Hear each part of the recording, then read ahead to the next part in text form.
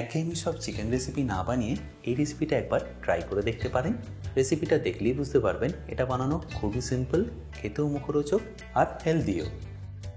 তাহলে চলুন রেসিপিটা শুরু করা যাক। বাই দ্য ওয়ে, আমি শেফ অতনু, আপনারা দেখছেন অতনু রান্নাঘর, আর আজকে আমাদের রেসিপি চিকেন স্টিউ।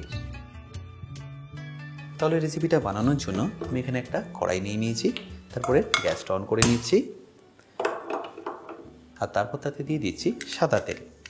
খুব বেশি সাদা তেল এখানে আপনাদের দিতে হবে না, 2 থেকে 3 চা চামচ দিয়ে দিলেই হবে। আর তেলটা একটু গরম হয়ে গেলে আমি এখানে দিয়ে দেবো 1 চা চামচ গোটা জিরে, তারই সাথে 2 চা চামচ রসুন কুচি। এবার ফ্লেমটাকে লো রেখে এটাকে আপনাদের ভালো করে একটু ভেজে নিতে হবে। রসুনটাকে এখানে আপনাদের খুব বেশি ভাজতে হবে না, আর রসুনের কাঁচা গন্ধটা চলে গেলে আমি এখানে দিয়ে দিচ্ছি পেঁয়াজ কুচি। তারপর রসুনের সাথে এটাকে ভালো করে একটু ভেজে নিন, আর পেঁয়াজটা দেওয়ার পরে আপনারা ফ্লেমটাকে হাই করে দিন।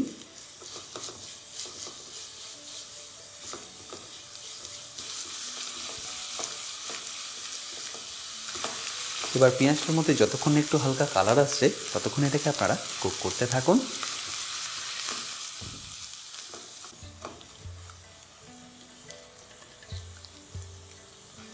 দেখতেই পাচ্ছেন পেঁয়াজের মধ্যে এখন খুব ভালো করে কালারটা চলে এসছে।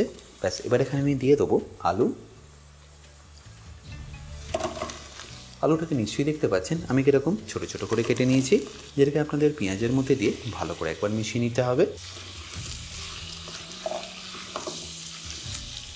এবার আলুটাকে আপনাদের 2 থেকে 3 মিনিট এইভাবেই ভালো করে একটু ভেজে নিতে হবে। বাট এটা মাথায় রাখবেন আলুটার মধ্যে যেন খুব বেশি কালার না আসে, সেই জন্যই আপনাদের ফ্লেমটাকে একদম লো রাখতে হবে। যখনই দেখবেন 2 থেকে 3 মিনিট হয়ে গেছে তখন এখানে আপনাদের দিয়ে দিতে হবে চিকেনটা। আর চিকেনটাকে দেখুন আমি কীরকম ছোটো সাইজের কেটে নিয়েছি। আপনারা চাইলে কিন্তু বোনলেস চিকেনও অ্যাড করতে পারেন, বাট আমি এখানে উইথ বোন চিকেন অ্যাড করলাম। এতে দেখবেন এর টেস্টটা দারুণ সুন্দর আসবে। আমি এখানে টোটাল 500 গ্রাম চিকেন নিয়ে নিয়েছি। আর চিকেনটা দেওয়ার পর এটাকে ভালো করে আপনাদের মিশিয়ে নিতে হবে, আর আলুর সাথে এটাকে কুক করতে থাকতে হবে।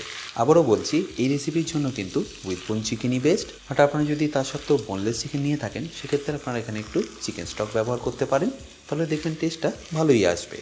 বাট উইথ বোন চিকেন নিলে আপনারা চিকেন স্টক ব্যবহার করতে হবে না। এবার চিকেনটা এখানে ভালো করে মেশানো হয়ে গেলেই দিয়ে দিচ্ছি কাঁচা লঙ্কা। আমি এখানে কাঁচা লঙ্কাটা চপ করেই দিয়ে দিলাম, আর তারই সাথে একটু চিলি ফ্লেক্সও অ্যাড করব। এটা যদিও অপশনাল, বাট দিয়ে দিলে দেখবেন টেস্টটা দারুণ সুন্দর আসে। আচ্ছা, এবার এর মধ্যে দেখুন আপনাদের আর কি দিয়ে দিতে হবে। প্রথমেই দিয়ে দিচ্ছি স্বাদ মতো নুন,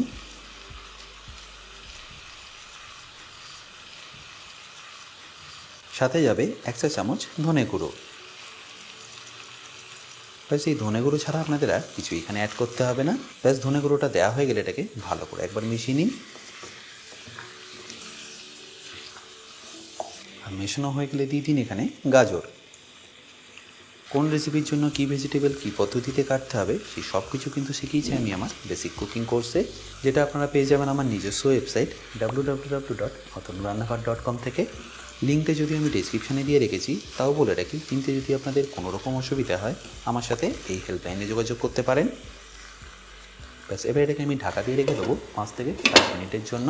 এতে কী হবে, চিকেনটাও দেখবেন একদম পারফেক্টলি কুক হয়ে যাবে, আর ভেজিটেবলগুলো সেদ্ধ হয়ে যাবে।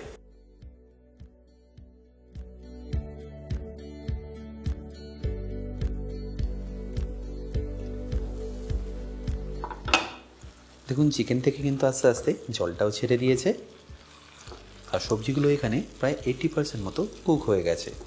ব্যাস, এই স্টেজে আপনাদের এখানে দিয়ে দিতে হবে 1-3 চামচ মতো হলুদ গুঁড়ো। খুব সামান্য দিয়ে দেবেন, জাস্ট কালারটাকে একটু এলিভেট করার জন্য। ব্যাস, এবার এটাকে ভালো করে একবার মিশিয়ে নিন।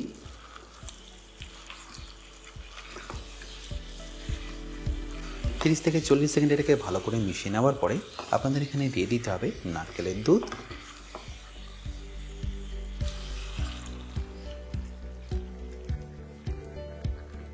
আপনারা যদি ফ্রেশ নারকেলের দুধ পান তাহলে খুবই বেটার হয়। আপনাদের যদি একান্ত সেটাও পেতে অসুবিধা হয়, আপনারা এখানে রেগুলার মিল্কও ব্যবহার করতে পারেন। এবার এখানে 2 কাপ জল দিয়ে এটাকে ভালো করে একবার সেদ্ধ করে নেব।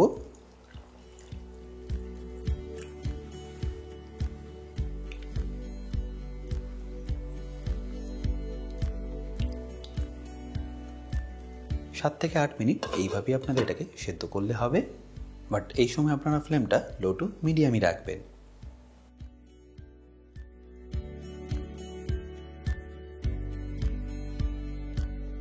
মাঝে মাঝে 1-2 বার এটাকে মিশিয়ে নেবেন যাতে এটা নিচে বসে না যায়।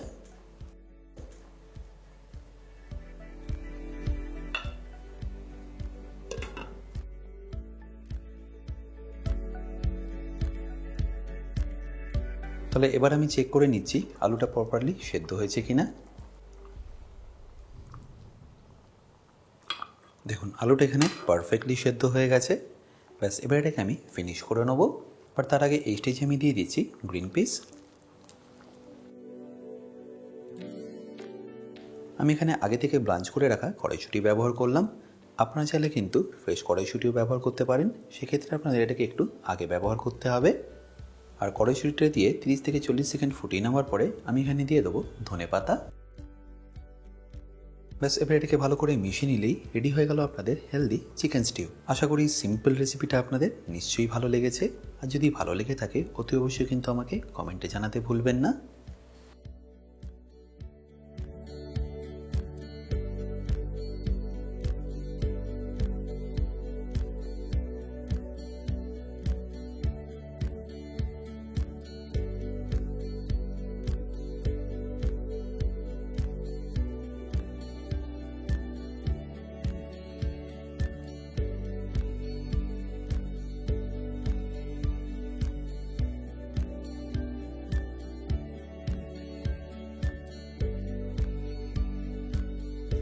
বাই দ্য ওয়ে, আমি শেফ অতনু, আপনারা দেখছিলেন অতনু রান্নাঘর।